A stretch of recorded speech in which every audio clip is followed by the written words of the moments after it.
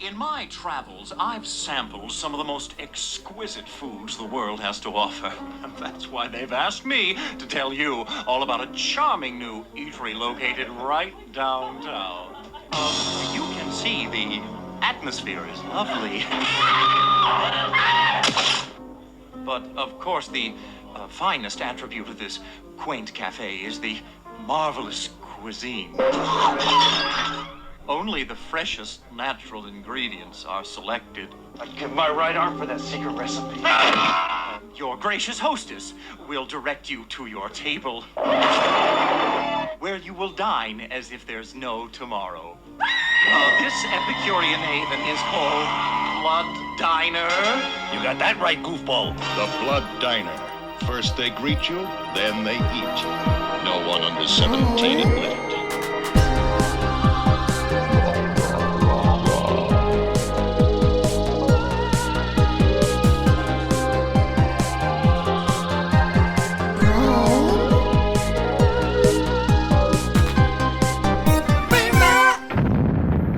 What's up, rotters? The time has come. Welcome to Season 2 of Brainrot, the podcast that takes a deep dive into the best, worst horror films of the 80s and 90s. I'm Stevie, your VHS veteran, and I hope you're all doing horrendously. If you're new to Brainrot, salutations! In this podcast, I revisit all the horror films I lovingly rented as a child in the golden age of VHS, most of which I haven't seen for over 20 years. As a kid, I was utterly mesmerised by the practical effects of artistic wizards like Tom Savini, Greg Nicotero, and countless others, and so it's also a chance for me to delve into the behind-the-scenes magic that created the creatures that I idolised and drooled over. Each week, I also force a special guest to watch one of my beloved trash-to-pieces and join me to discuss how it's held up. My guests are a mix of horror know-it-alls and horror not-it-alls, because there's nothing more joyous to me than making someone who has lived their lives blissfully unaware that there's a film called Sorority Babes in the Slimeball Bowl-orama and making them not only watch it, but discuss it as a mature adult. Before we get started with today's episode, I have a few things to announce. Firstly, London Rotters. The first ever Brain Rot Presents event is less than 2 weeks away. On Friday the 13th of August, yes, I'll be screening a couple of films in a central London cinema and making a day of it. Doors open at 6 p.m, when you can come and grab a drink from the cinema's private bar and meet and mingle with me and fellow listeners. And then at 7:30 I'll be screening Friday the 13th, Part 7, The New Blood. Why that one? Because it's fucking amazing and I won't hear anything otherwise. After that, there will be time for another drink, and I'll be hosting a raffle and other activities of enforced fun. And then at 9:20, I'll be screening a mystery film, and all I'll say is that it's trash to the max, and a film that begs to be watched in a group. So if you want to join us, the link to tickets is below in the episode notes.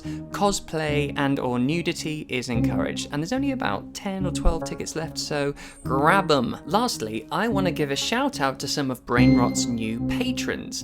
I'll be splitting the shout outs over a couple of weeks as we gained a little traction during the hiatus, but today, thank you to Kellen Chug Jones, Greg Savage, Tom Dunn, Adele Snowden, Manish Agarwal, Madeline Gould, Rob Rebar. Is it Rebar or Rybar? I apologise. Rob Wilkins, Wesley William, Dan Hennigan, James Costello, and Ricky Salmond. Thank you all so much. I'll get to the rest of you next week. If you want to support the show and also get access to bonus episodes, minisodes, and retrospective franchise miniseries, then head over to patreon.com/Stevie's Brainrot. We recently completed our Critters retrospective where I dissected all 5 Critters feature films over 5 episodes, and now we're moving on to the House quadrilogy, so come and join us and be my friend with benefits. Now then, on to the main event. Today I'm going to be talking all things Blood Diner from 1987, a truly mental film that was originally conceived to be canon to Herschel Gordon Lewis's 1972 splatter masterpiece,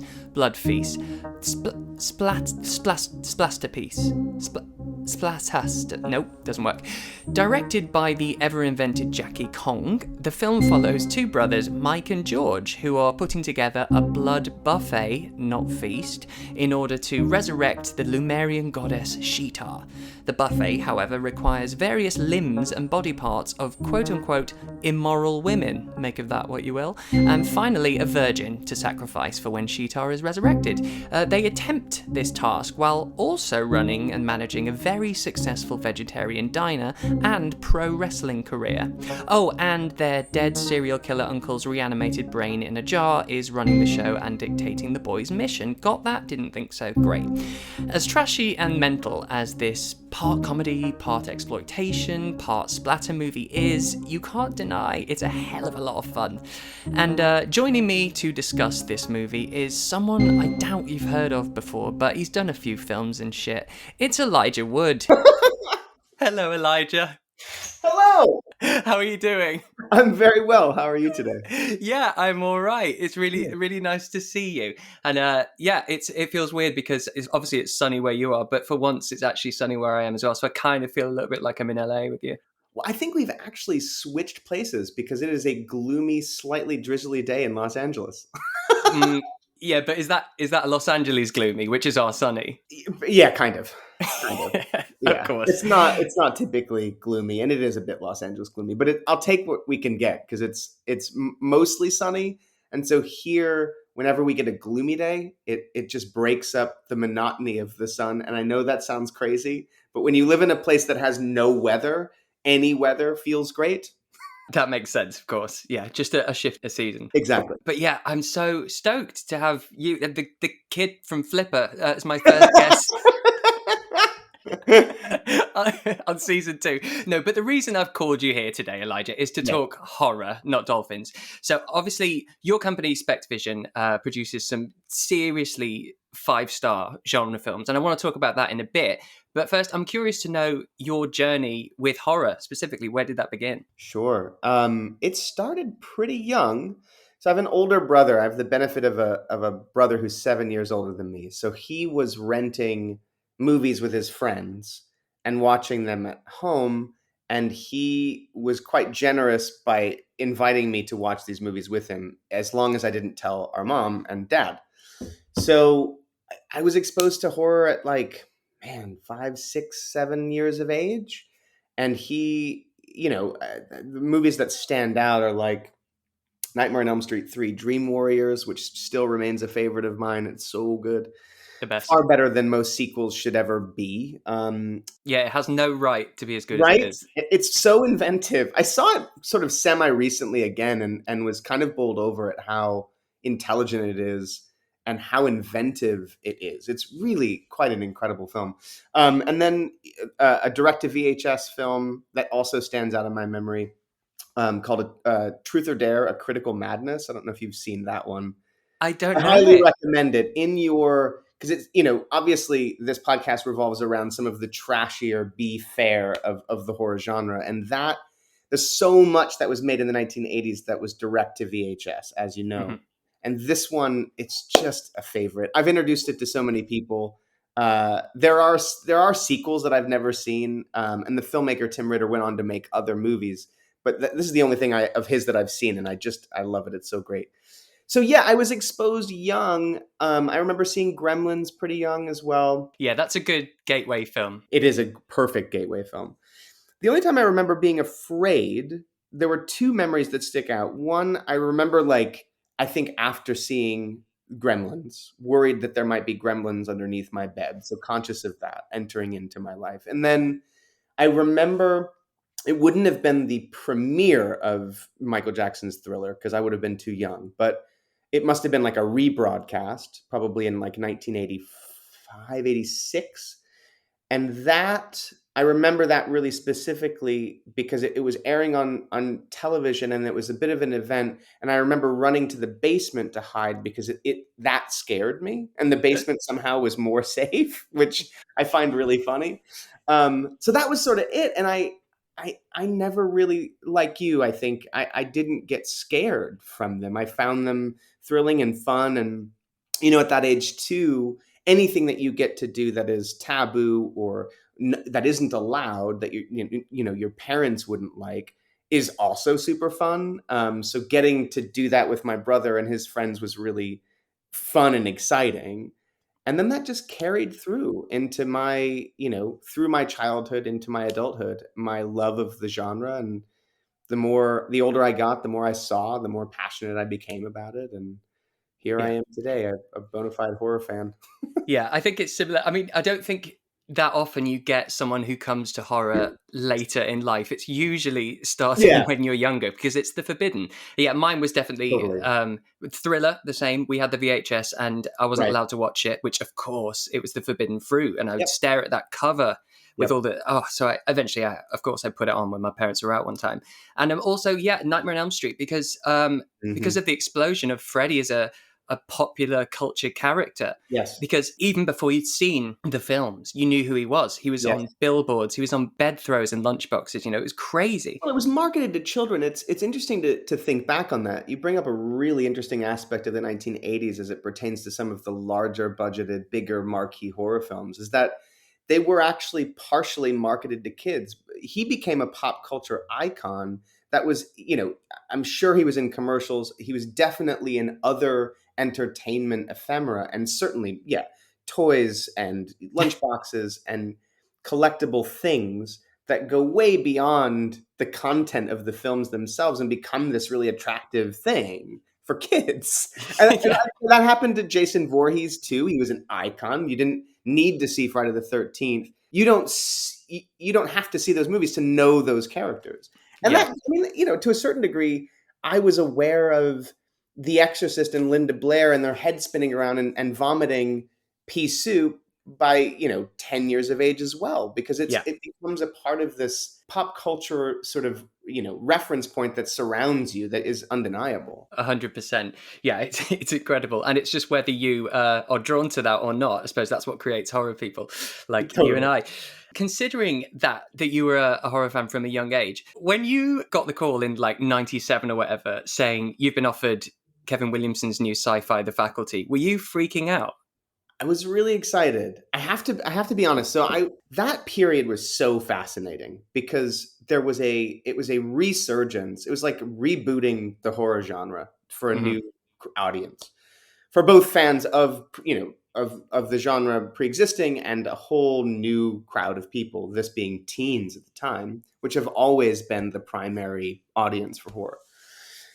And so obviously that all started with Scream, really. You could argue that Wes Craven kind of started it before with New Nightmare. New The Nightmare. notion of like the sort of meta horror movie really did start with New Nightmare. And New Nightmare is a sort of it is a masterpiece that I don't think gets quite the attention that it's due. It really was a masterpiece, and it was definitely ahead of its time Oh until my, Scream came along. yes. People just weren't ready for that dissection of the horror film in that way. It's so incredible.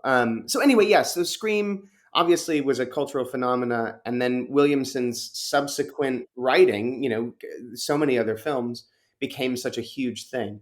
So by the time that the script came to me for The Faculty, I was a fan of the genre, but I was also weirdly cognizant of the fact that this was a fad that was happening, Right. which was not a knock on Williamson. It was more of a kind of awareness of the fact that they were sort of churning these things out to capture, like to ride the zeitgeist wave. And I just remember reading the script and thinking it was awesome, but also being a little worried to jump into the fray at what felt like the kind of end of the run a little bit. Yeah. Whatever that, I don't know why I was thinking that way, but that's what I was thinking. And then when I realized that Robert Rodriguez was attached to direct it, it reignited my enthusiasm because I thought, well, fuck, he's so incredible. What he's done as a maverick filmmaker and as an independent filmmaker and sort of carving out this space for him, I just thought, man, he's going to do something really different with this. Mhm. That'll be really exciting. So it was Robert ultimately that I was most thrilled, which isn't to say that I wasn't excited to work on a Williamson script, but it was also just this thing of, man, this guy's going to take this thing and do something even more special with it. Instead of it feeling like not necessarily a carbon copy, but you know what I mean. It was a very specific time where there were so many lookalikes, which is it's what happens. A certain genre or a certain kind of film gets popularity, and then everybody just tries to copy that same formula to ride that success until it gets stale. And so that's kind of where it felt like it was at the tail end of it. And then yeah, anyway, I was thrilled at the chance to work with Robert, and we had such a blast making that. It Of was course. I incredible. think what's great about The Faculty and what sort of sets it apart is it was clever in that it took all of the tropes of the resurgence of the slasher, the 90s slashers, but put in the sci-fi alien body snatchers Totally. element. So it Totally. absolutely separated it, and it actually stands up way better than a lot of the following slashers during that wave. Yeah, it's so fun. Fuck, making that film was a joy. It was a summer in Austin, Texas. I'd never been to Austin before.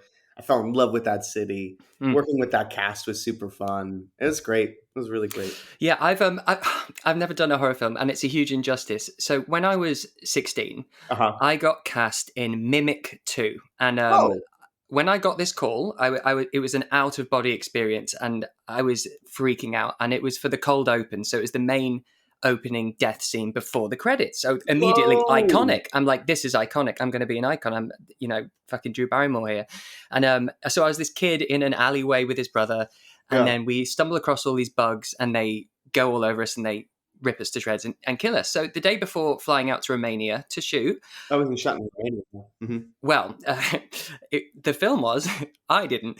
So I was like, I don't have my flight details for tomorrow, and so my agent called production and was like, we don't have any of the details. He's ready to go. And the lady was like, oh, those characters were cut a long time ago. Did no one tell you? And my heart was broken. I packed my bags. Oh, It was that's the worst. terrible. I It mean, was I the worst. suppose I suppose getting fired from a job is worse. But when your hopes are up and you're so excited about a job and it's literally the night before you fly to fulfill this dream. Yeah. Oh man, what a bummer. I was gutted. Actually, do you know what? I've never actually watched the film because I was too upset. What if that's actually still in it and it's just a really awful way of telling me I've been You've recast? never seen it. No. I've actually never seen Mimic 2 either. Who directed Mimic 2? I don't give a shit. It wasn't Guillermo. He did not direct it. No. I wasn't in it, so it doesn't matter. Stop giving it airtime, Elijah. So I want to talk SpectreVision. How did it come about? What was the impulse to start it? So it started about 10 years ago. I met my producing partners on another film that one was writing and another was directing. And it was it wasn't even a genre film. It was a road comedy. Mm. And we would meet frequently to discuss this project. And as over the course of these meetings, we became close friends. And the conversation would sort of be initially about the work and then veer off into other topics. And what we realized over the course of these meetings is that we had a shared mutual love of genre cinema and horror movies, and specifically the kinds of horror movies that weren't really being made consistently in the US at the time. So this is sort of before the great horror renaissance that we're currently still in. So at the time, it was movies like Let the Right One In out of Sweden, or The Orphanage, or Inside out of France. Mm. These kinds of movies that in some ways you could almost remove the genre elements and still have a compelling story that didn't rely solely on the exploitable elements, but there was actually a core narrative at the center and characters that you cared about, which also sort of echoed the 1970s horror sort of golden age, where movies like Rosemary's Baby and The Exorcist and Yeah. Don't Look Now, and even Halloween, which obviously started the kind of great slasher, for better or worse, started a whole subgenre. But that's an incredible film, and there was art to it. And the thing about horror, as you know, is that it often gets relegated to this sort of B bin for people, that they don't necessarily consider it to be a valid art form. And there's so many examples to the contrary. It very much is an incredible art form, and some of our most revered directors got their start in genre and horror. Mhm.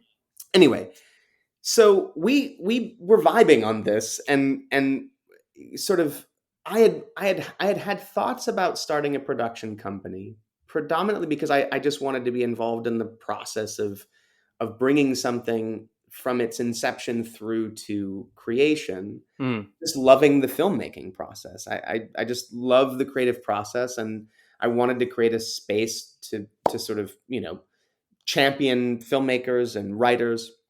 And so that, married with this kind of connection to these folks and our kind of mutual love of horror, and then also wanting to be the kinds of producers that we love the most, which are those sort of producers that have a heart response to material and stick with something, and they're not just looking for opportunities to transact, but rather to like fall in love and against all odds, make that thing come true and create a safe space for the filmmaker to make her his or her film, make that dream come alive in the best way possible. Yeah. And so we'd never started a production company, never produced anything in our lives, and we were like, let's do this. We just reached out to colleagues in the creative community, people that we admired and loved their work, and we would ask a really specific question, which was, do you have a passion project in the genre space that no one wants to make because it's too weird or too difficult? And invariably, they would say yes, and it was always awesome.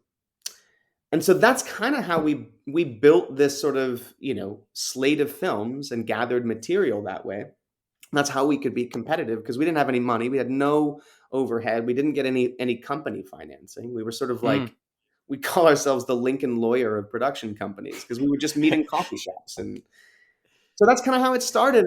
And our first two films out of the gate were A Girl Walks Home Alone at Night, Wow. Anna Lily Amirpour's Iranian vampire film, which is so incredible. And we were just so lucky to get to be a part of that. And she is extraordinary.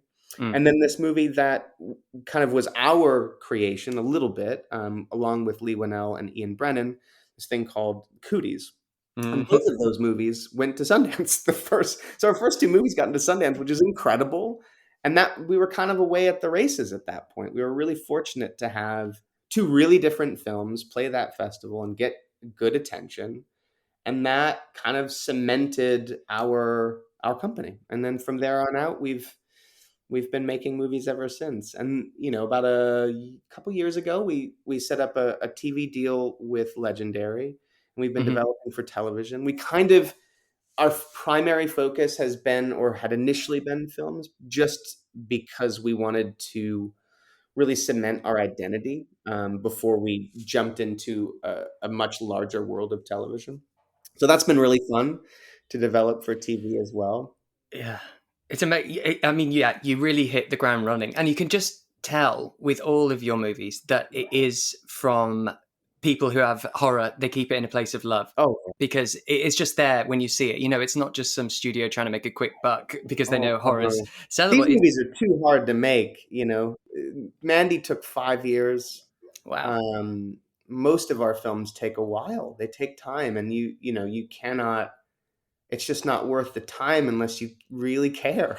Yeah, right. I'm a big fan of Cooties, and actually that's because of the film we're going to be talking about. I think it's quite rare when a film manages to balance horror and comedy. I think so often it misses, and it's just the worst thing to experience. I really do think that. And I think Cooties just really nails it.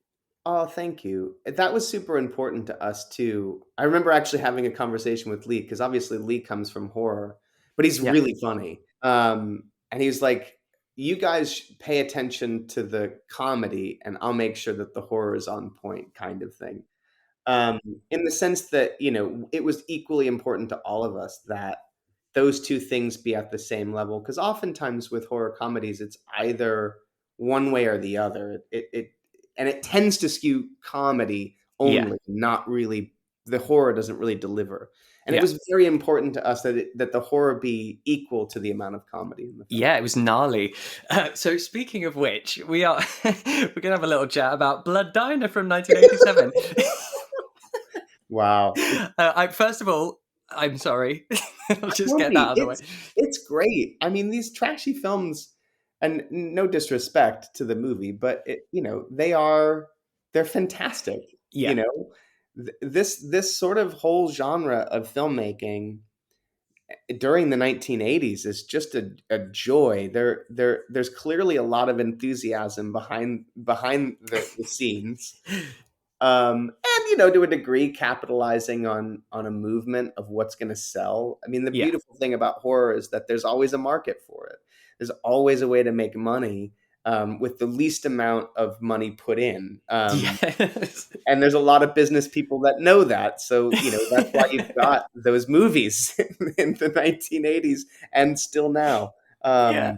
But that movie's pretty joyful. I mean, there's some really terrible performances. Deliciously bad, but everyone's giving it, man, like going for it. The commitment in this film is 100%, and that's what I love about. And I mean, Yeah. watching it with a mature brain, calling myself mature, I'm not. But I mean, with a brain that's been on the earth for 36 years is what I mean. Yeah, I found it pretty shocking, and I've seen some really atrocious exploitation and stuff, but I think it's the mix of bubblegum-esque diner setting with this just girls getting smacked in the face and constant nudity that it shocked me a bit. And having said I love it because it doesn't give two shits, but then you come to realize it's directed by a woman, and then you suddenly have to relook at that and go, oh, hang on. So I didn't realize that it's a woman who directed the film. right, so Jackie Kong. Oh God, of course. So yeah, she's directed quite a few cult 80s films, and she filled the production crew of this. All the major production parts were women. So like really cinematographer and DOP, all that. She had a big hit in '84 with this film called Night Patrol, and then Vestron kind of wanted to own her and just have her making films for them. And so the script of Blood Diner had been floating around for some time, and she liked the challenge of the idea of a $300,000 budget with such an ambitious script. And so she was like, I can do this. And she planned every minute detail, every shot setup, every frame, every single thing on paper, like clockwork before starting. That's really incredible. I have new respect for the movie. And by the way, if I hadn't known that, it is made with a clear perspective. Like there is filmmaking prowess. There are choices. It's not a slouch, the movie, in the way that it's conceived. It's corny and silly, but it's also very much a comedy, Yeah. But that is incredible. I did not know that, and I now want to know more about her. Yeah, she doesn't have that many films to go and catch up on, but she's also, I think she did The Being in 1983. But this was technically supposed to be, there's a Herschel Gordon Lewis film, Blood Feast from 1963, and this was meant to be Blood Feast 2 because the producer of this, Jimmy Malson, owned all the rights to Herschel Gordon Lewis films. Wow. The people at Vestron didn't think it worked as a sequel, so it's kind of the same film, really. It's kind of the way Evil Dead 2 is kind of the same as Evil Dead 1, but they've done it differently. And but they came up with different titles instead of Blood Feast 2 and settled on Blood Diner. I've never seen Blood Feast, but it's basically the same idea, except it's an Egyptian god that they're trying to resurrect. Yeah, right? Exactly. Yeah, it is pretty much the same film. Is there a brain in a jar? Not that talks. Because that is pretty incredible. Also, there are two favorite bits from the movie. One, very early on, when they're digging their uncle up in his grave, someone who is working at the cemetery spots them and kind of wags his finger like, "What are you doing?" And he gets hit over the head, and his eyes pop out. And now I'm anticlimactic eye pop. You just see them like land on the dirt. It's like beside his face. Yeah, and I'm not an anatomist, but it seems unlikely. Like that guy must have had a pre-existing eye condition, like loose eyes. Yeah, that is very unlikely, but I loved it. That was a great moment. And then there's a moment in the film. I don't know if you've seen The Greasy Strangler. Yeah, that's one of yours. Okay. Okay, so in the very middle of the film, or towards the end, when one of the brothers is driving over, is it one of the brothers that's driving over the guy Oh, back and forth. back and forth, and Yeah. the guy just won't die? He keeps getting up. Yeah. That really reminded me of Jim Hosking specifically, and this idea of comedy being just repeating an element until like ad nauseum until its repetition is what gets so ridiculously funny. And that really reminded me of Hosking. That moment is fucking awesome. Actually, it's really funny. It just Yeah. keeps going on and on. Yeah, it's that whole Family Guy thing, isn't it? When they wear out a joke where it stops being funny and then carry on so it starts being funny again. Absolutely. Yeah, it's great. It's so funny. So I'm just going to like sort of run through I say plot. It's fucking crazy, this film. I mean, even the beginning, there's a disclaimer saying the mutilation in this film was carried out by a professional. I love it. The introduction is incredible, actually. And you know, it's funny. I watched it. So the Amazon license expired on the movie, so it's no longer available on Amazon in the U.S. Shudder had it previously, so I went on to Shudder to find it. It's not on Shudder anymore, so I was like, oh, wait a second, and it's on Roku for free. I don't even know what Roku is. I didn't. Well, Roku. My understanding of Roku is that it's like it started out as a means of like digitally connecting when you're away from home to television, I believe. So if you had like a cable account, you could access your cable through a Roku player. I think that's what its original service was. So apparently they're also housing streaming films now. And so it was a perfect HD print of the movie. It looked great. Sweet. Yeah, and the only thing about it is that you had to watch commercials every now and again, but it was great. It worked out. I had a mild panic because I waited till last night to watch the movie, and then I was like, oh shit, if I can't watch the movie, this is not going to go well. But it worked out. Anyway. Oh, I'm glad it worked out. So we've had that disclaimer at the beginning, and then we meet when they're kids, they're George and Mikey, and we hear, classic, that there's a murder suspect on the loose, and this sets up the film perfectly because it really does. The guy on the radio says, he's carrying a meat cleaver in one hand and his genitals in the other. You know you're in for a wild ride. Absolutely. And then the killer bursts through the door where the two kids are, and they go, Uncle Anwar, which brilliant. But he gives them these amulet necklaces, and which are 5 million years old, I think he says, or 2 million years old. Yeah. Yes, 5 million. But also the significance of them isn't very clear, and it doesn't really come to fruition what they do in the film. No, it's actually it's a setup that gets no resolve at all. It's so true. And not only that, one of the brothers gives his amulet to someone else.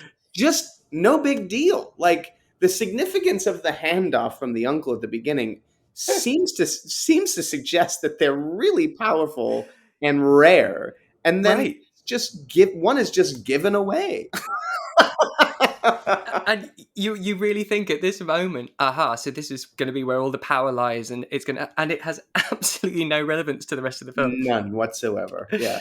But yeah, then we have the 20 years later when they're older, and the sort of security guard who gets his eyes popped out. Yeah.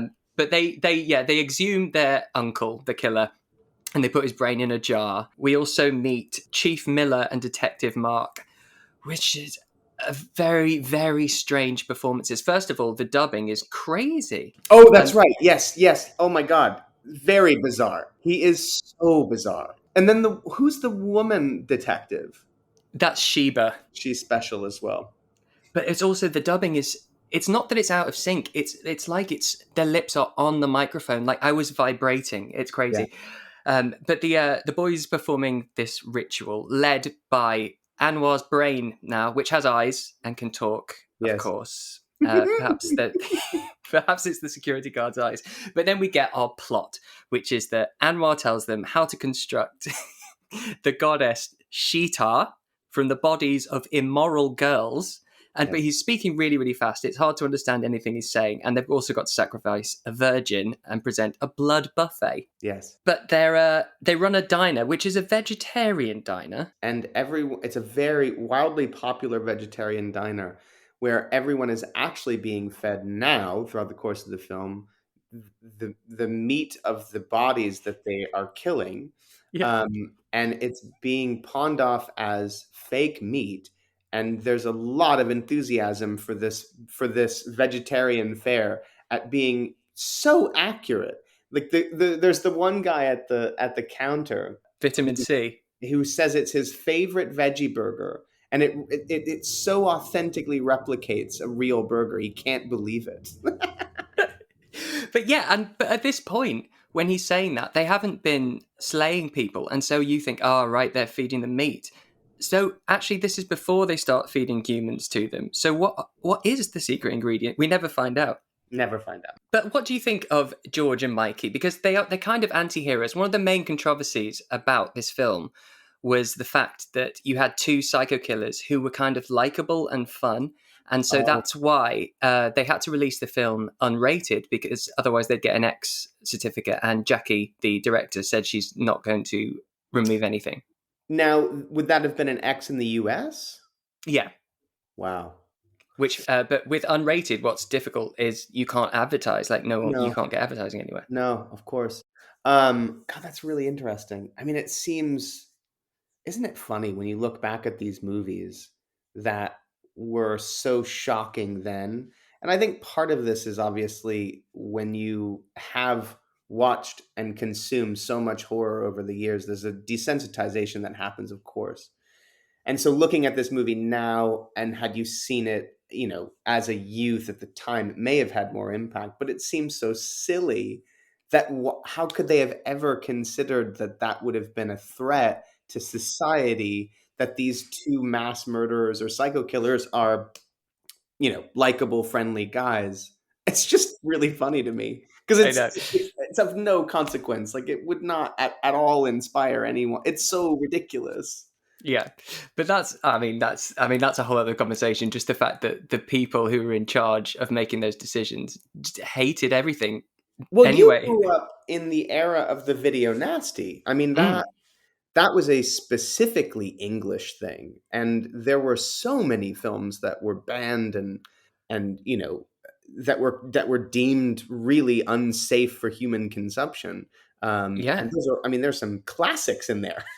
Yeah, but I remember, but we could get them. It was sort of black market shit, and I remember a tape that basically looks like the tape from The Ring, that you're like, that already looks dangerous before I put it in, and it was Driller Killer. Wow! And it was just like, which is like, it's fucking rough film, but I loved it. That is actually like holds up as being pretty gnarly, right? Oh, it's rough. I mean, there are definitely some horror films from the era that are pretty, I think about Last House on the Left, for instance. That's a really brutal, uncomfortable film. Yeah. Like, it holds up in its gnarliness, actually. Yeah, and there's something about the way Craven did exploitation that it was disturbing, and it wasn't titillating in the way a lot of the exploitation was meant to be. Like, you're meant to get off a bit on it. It was so dark, and he had a real knack for that. Yeah, totally. That movie in particular. It's funny, I had never seen the original Hills Have Eyes until recently, and that one weirdly didn't hold up as well as Last House on the Left. No, I don't think it does. There's bits that are great, but it kind of wears it sort of seams on its sleeve a little. Like, you can kind of, it's a little rough around the edges. It definitely is. And also, it doesn't help that it actually had a very good reboot, so that, which happens very rarely. So, and the reboot that was just like sticks in your mind. But yeah, we meet this Sheba, the female detective. Oh my God. The most, like, the monotone of just reading, saying words, without there being a great deal of inflection. And my heart went out to her. She's great. It's a very wooden performance. Yeah, but those are the bits that I find much more endearing and much funnier than the bits where they're trying to make you laugh. There are some really good, funny lines peppered throughout. And if you take out all the exploitation, there is quite a funny, zany, wacky film in there. Totally. So we're back in the diner, and George, one of the brothers, he starts wrestling because also he's an amateur wrestler. We find out. Yes, that's right.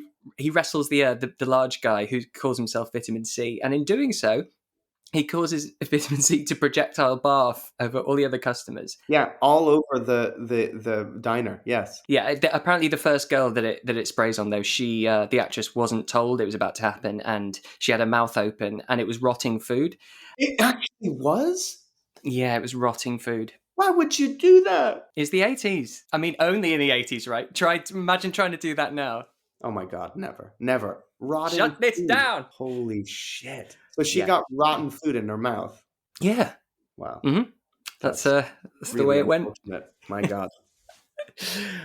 Just little choices like that of having that projectile barfing just makes you go, what is this film? Who thought of this and why? I know. There's a lot of that in the film. And also just those two brothers and their kind of exuberant enthusiasm. It's very strange as it sort of juxtaposes against what they're actually doing, which is mutilating these women and killing these unseemly women, and also looking for the virgin, but yet doing it in this really ridiculous sort of silly way.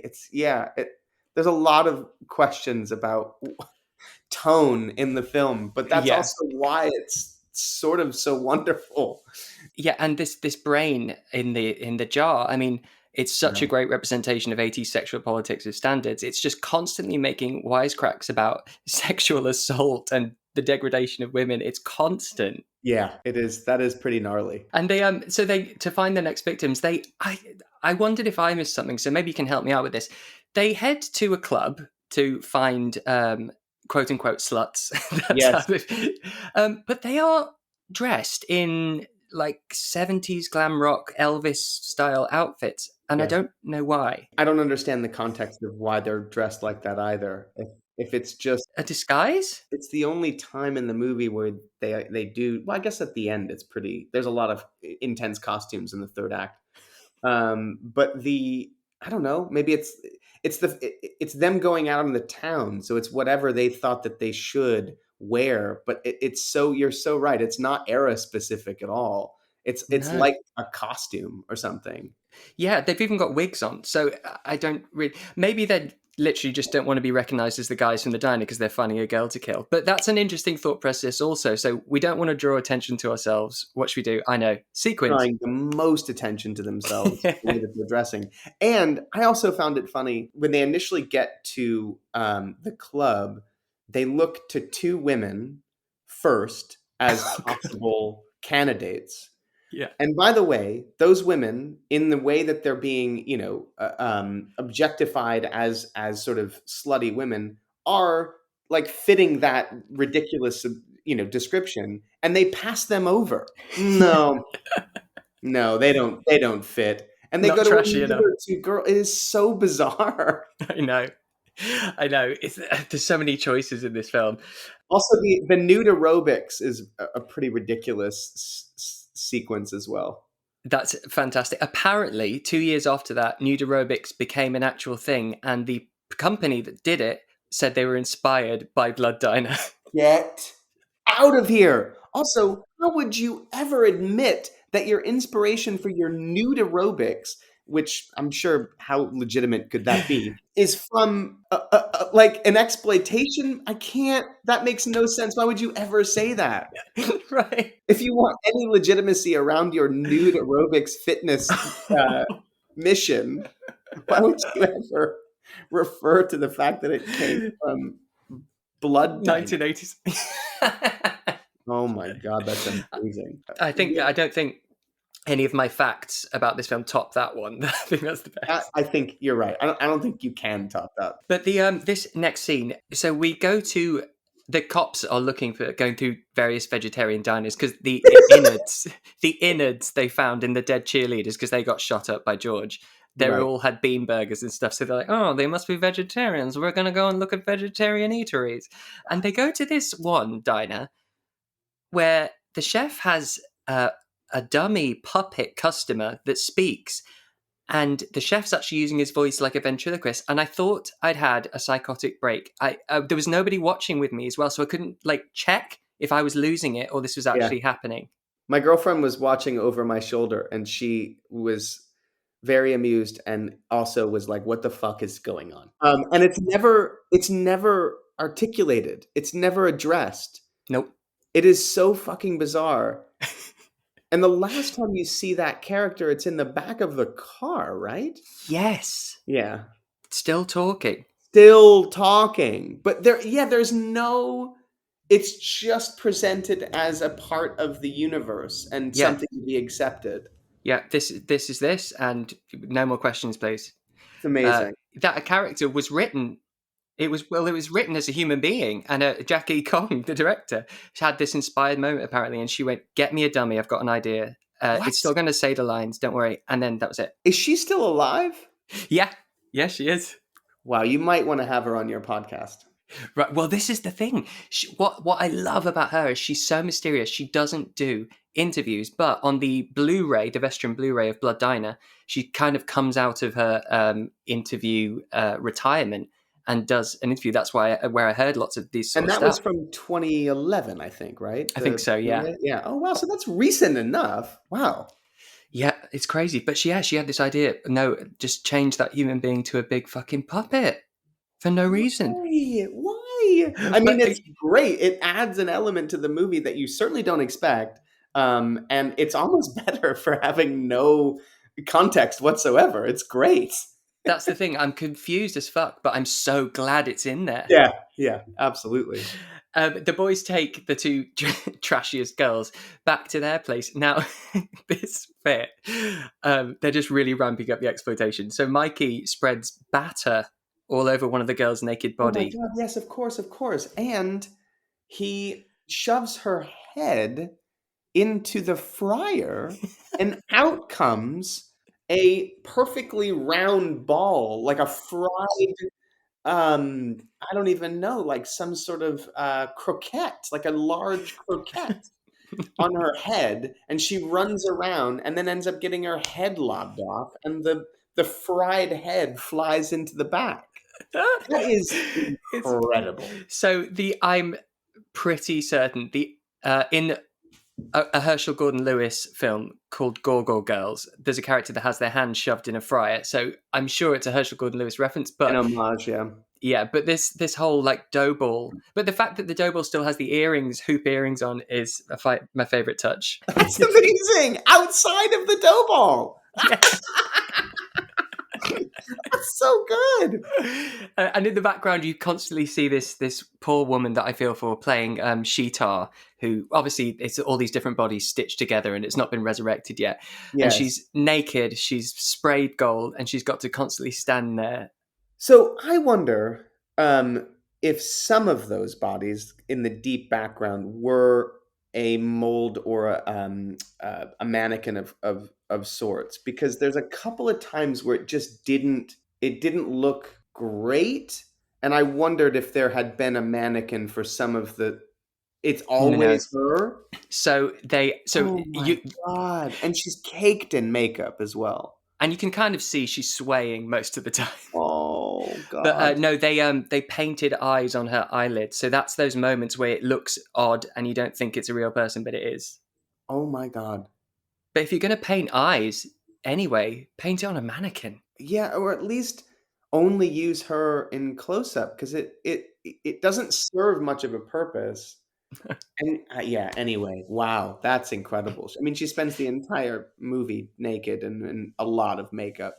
Yeah, bless it.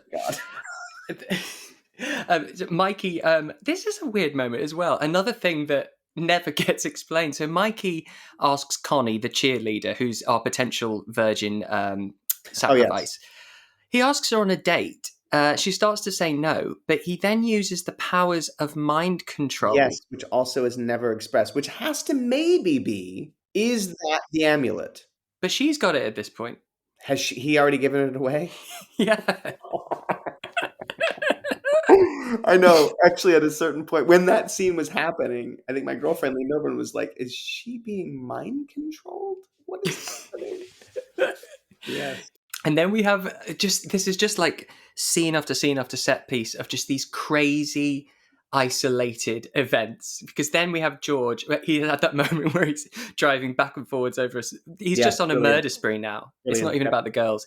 Yep. But he tracks down this girl that he's looking for to a cave that she's with her boyfriend. I don't know how he's tracked her to a cave, but little does he know, she's trained in a very peculiar form of martial arts. Yes. Starts kicking him and whooping his ass, completely naked, of course. Yes. That is also what is the context for that? I think I was getting very confused at that stage of the movie about what was actually going on. It was also getting late and I was getting sleepy, so that it was all starting to get a little bit Trippy.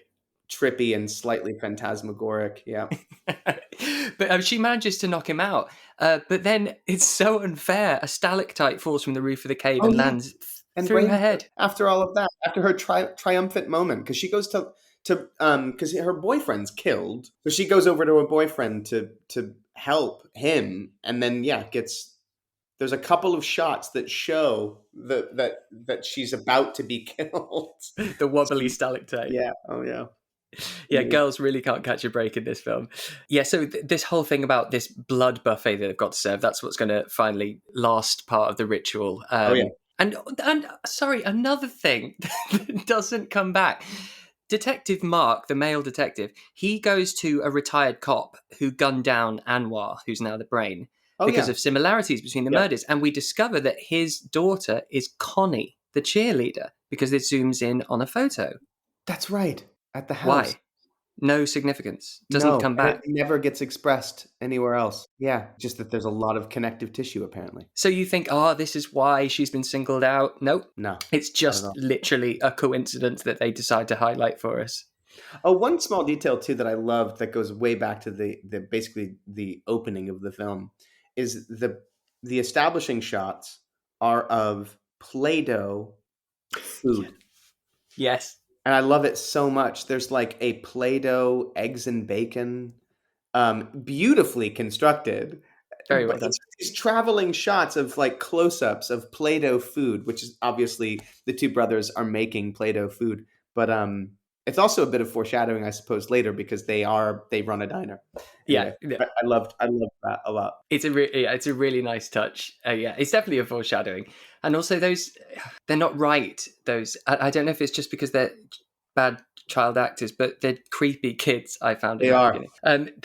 So there's they've obviously got this massive thing they need to do, which is this ritual, but nothing will get in the way of George's amateur wrestling contest, which still goes ahead with his opponent, which is he's casually called Little Hitler. Yes, and he's established on television earlier in the film, right? Yes. Yes.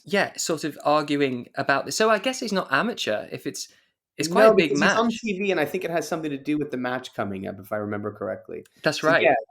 And then he's got blonde hair, a Hitler mustache, Swastika on the arm. a swastika on the arm, yeah. And little, I don't know why little, because he's not, but so strange. The guy who played Jimmy Hitler, that's his name in it. So he was a real wrestler, Jimmy Hitler.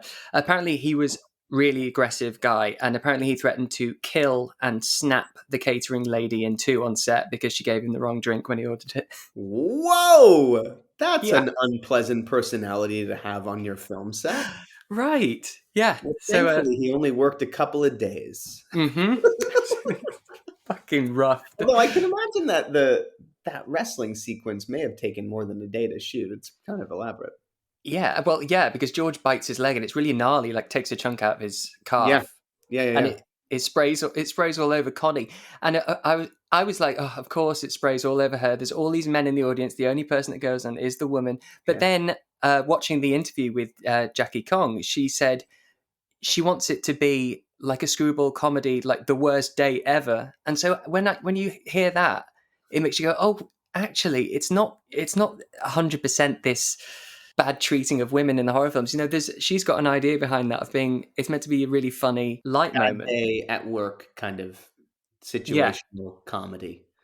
That's a really interesting read because it's certainly lumping it in with everything else in the 1980s where women are objectified and treated so horribly, and this is certainly no exception. It would be very easy to sort of just place it in the same space, but that's really interesting to hear what her perspective on the movie is.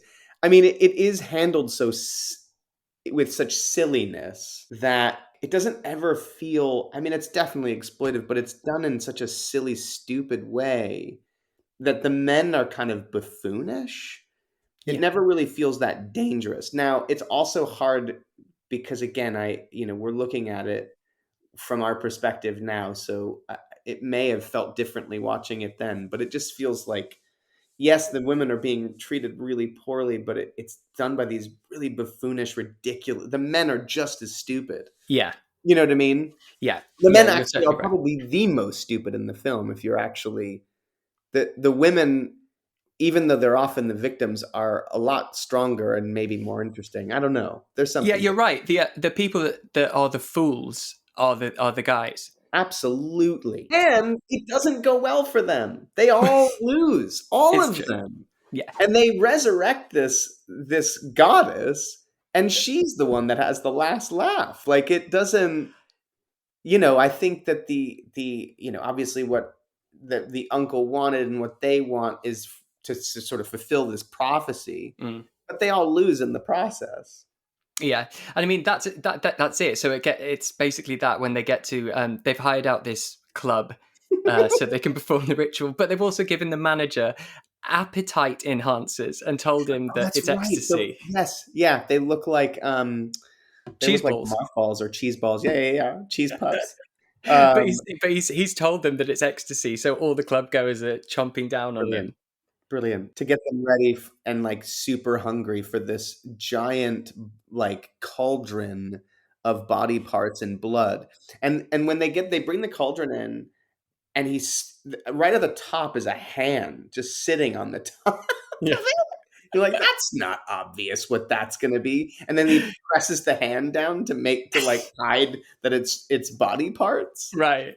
But these appetite enhancers, they turn everyone into zombies. I mean, they need to be recalled because the side effect of those, it's not right. This was another thing that Jackie Kong added. They didn't all start turning into these sort of zombies and ripping each other apart, but they were just eating all the offal in the troughs. Yeah. But she thought, it's the final act. You got to ramp it up. Everywhere you look, something has got to be happening.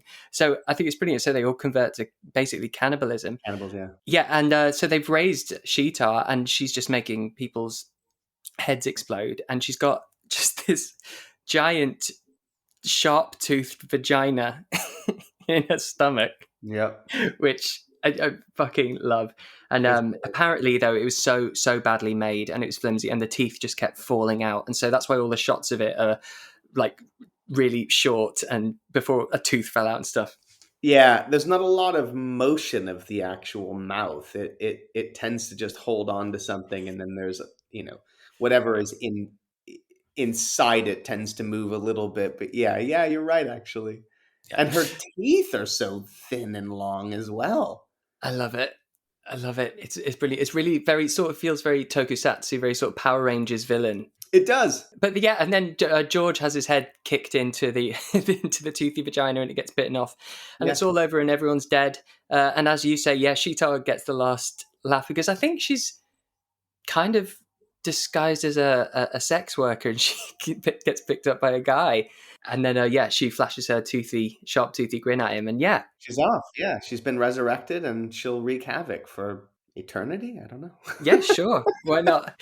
But that's it. I do think. Do you know what? I'm not going to apologize for it because I always feel weird about saying, "Oh, it's such a cool film" when it's got exploitative stuff in, just because of I want to appear woke. But to be honest, it's of its time, and if I do that with every film, there's not many 80s films left that I can say that I No. like. You've got to Yeah. appreciate the time it's from, what it is, what it was. Yeah, it's certainly not woke. It is not. The gender politics are pretty atrocious in the film. But you're absolutely right. I mean, I think when it comes to the 1980s, certainly genre and horror fare, you would be discounting a great deal of films. Now, not the best of them, I wouldn't say. The true great, sort of stalwarts of the 1980s as it pertains to horror, I think actually are, for the most part, representative of all right gender politics, and I think, but it's of the era, it's of its time. Yeah. At least with this, you can say, first, it was directed by a female. It was run by, from what you said, a primarily female-driven crew, which is fantastic. Hmm. And it's not. It doesn't feel. I have to say, it doesn't feel gross to me Hmm. in that way that other films that deal in similar sexual politics do, where it feels uncomfortable. This didn't. It's so silly and fun and funny that it can't really be taken seriously. And again, like I said, the men suffer. The men ultimately are the buffoons of the film. Yeah. And they lose. All of them do. So, they get what's coming to them. And the goddess wins at the end of the movie.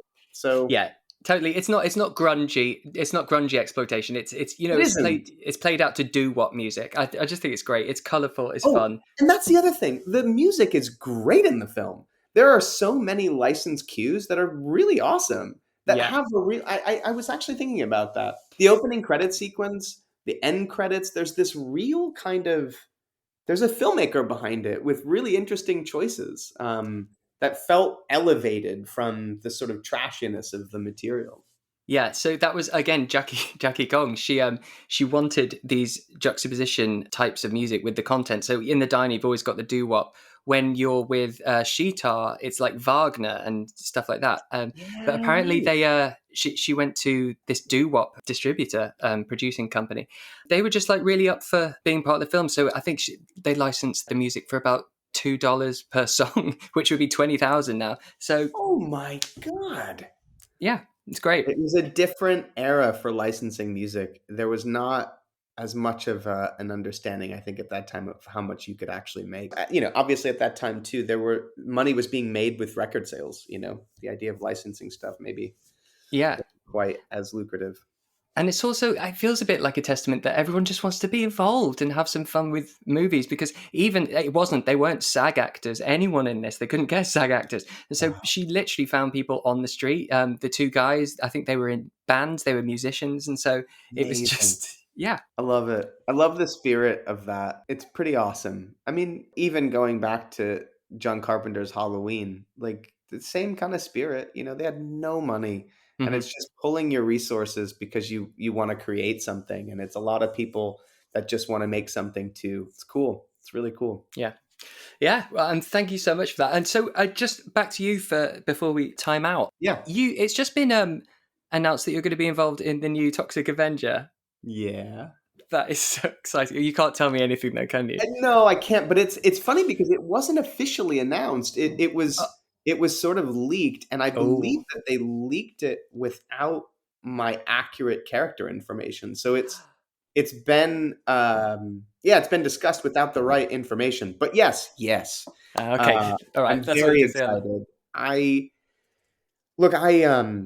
a big fan of Macon's. I worked with Macon on a movie called I Don't Feel at Home in This World Anymore. Prior to that, I was a big fan of him as an actor, and he's so great. Both as a writer and as a filmmaker. And, after working with him on I Don't Feel at Home, I was just, I just had this feeling of I'll do, if he'll have me, I'll do whatever he wants to support him because he's just the best. And you do want to just keep working with your friends if you can, because it's just it's nice to be creating with people that you really like. And so, I'm going out to Bulgaria to work on his version of Toxic Avenger, which I'm very excited about. It's going to be great. That is really, really exciting. Can't wait for that. Well, thank you so much for doing this. I really appreciate it. I know it's the morning over there for you. It is, yeah. It's just about 11:13 a.m. I bet you'd never thought you'd be talking about... Yeah. What is that music? Hold on. It's the end of Blood Diner. So sorry. That was perfect timing. I don't even need to edit the sort of outro in now. It's done. That was perfect. Man, that was really, really fun. Thank you so much for having me on. I love what you're doing. This is such a cool podcast. Thanks, man. Thank you, one and all. Talk about starting season 2 with a bang. Thank you so much to Elijah Wood for not only locating Blood Diner, but actually watching it and discussing it with me today. And thank you for tuning in. Next week, I'll be covering a film that's not technically 80s, but its tone and content are so on brand that it slipped the net. Pun intended, it's 1978's Piranha, directed by the amazing Joe Dante. I'll be joined by superstar gamer, tech master, and horror head Louise Blaine, so you don't want to miss that one. If you want to find Brain Rot on the social medias, on Twitter and Letterboxd, it's Stevie's Brain Rot, Instagram and Facebook, it's Brain Rot Pod, and if you do want to get more rot in your brain, hit us up on Patreon, where you can access regular bonus episodes. That's patreon.com/Stevie's Brain Rot. Until next week, rotters, toodles!